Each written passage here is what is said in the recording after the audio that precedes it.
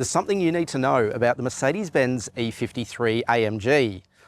This car is a problem for Mercedes-Benz. Why? Well, it almost nips at the heels of its previous generation bigger brother. This E53 has 450 kilowatts and 750 Newton meters from its plug-in hybrid powertrain, and that matches the old V8 car on power. It'll also run to 100 Ks in 3.8 seconds, so it's barely half a second slower. So if that's the case, do you really need an E63? We're going to have a look in this car. I'm going to tell you what you get in this car. I'm going to hit the road and tell you what it's like to drive to find out if the E53 is all the performance sedan you could ever need.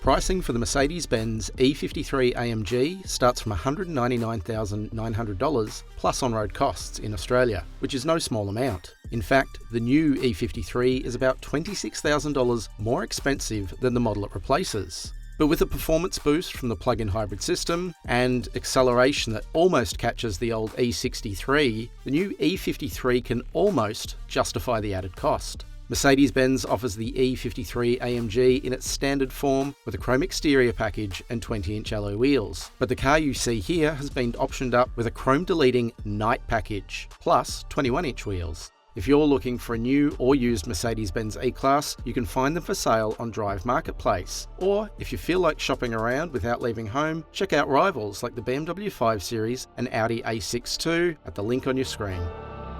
I'm not going to tell you absolutely everything about the interior of the E53 because, for the most part, this is an E-Class, so it has the same passenger space and seating for 5. But I'm going to show you what makes it an E53 rather than just an E-Class.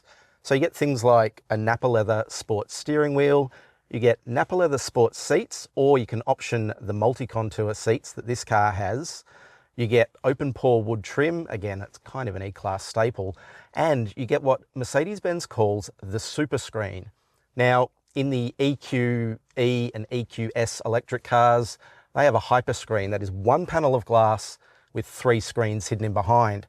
This one gets a little breakout for the instrument cluster. It's its own 12.3-inch display.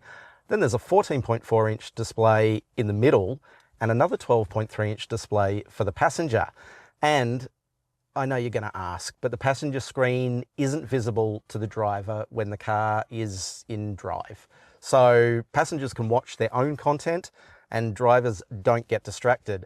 What you really want to know about are these seats. These are the multi-contours, they're an option and they're fantastic.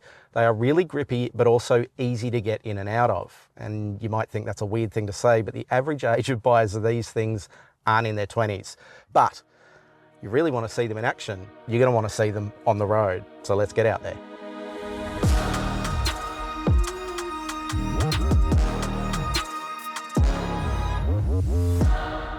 All right, let's talk about the powertrain in the E53.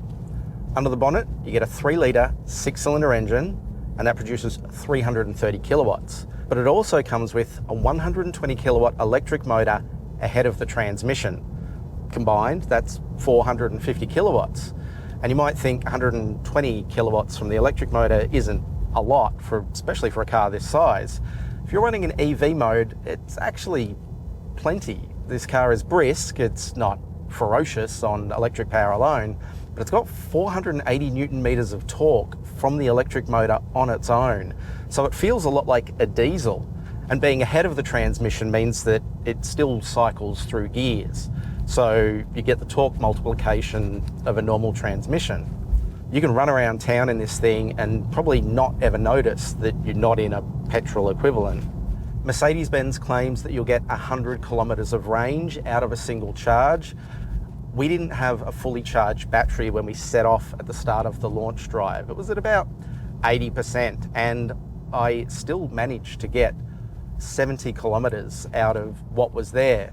So you'll get pretty close to the 100k range, but like all things, it's hugely variable depending on how you drive and where you drive. I noticed that running uphill in this thing really sapped it of range, and It really saps it of acceleration. There's a little power meter in the instrument cluster, and you will max it at 100% for the electric system. If you mash the throttle, the petrol engine will come on board. Now, because I've used all the range, right now it's running in basically a hybrid mode, so it will still run electrically if it can, but if you head uphill a little, it'll chip in the petrol engine. And then there are drive modes. So there is an electric mode that prioritizes the battery. There is a comfort mode that will chip in the petrol engine a little bit more early, and there are Sport and Sport Plus modes, and they keep the petrol engine running so there is no delay. You put your foot down and you go. And on that note, if you put your foot down while it's in Sport Plus mode, it will go. So this thing has no shortage of acceleration, but it's not manic. So the old V8 E63 was just an unhinged little brat. You could chirp the wheels in second or third gear if you were really aggressive with the accelerator, and this car doesn't do that. This car relies on its torque. This car is civilized, but it's also quick, it's comfortable, and it's got this beating heart that you could never use during the week.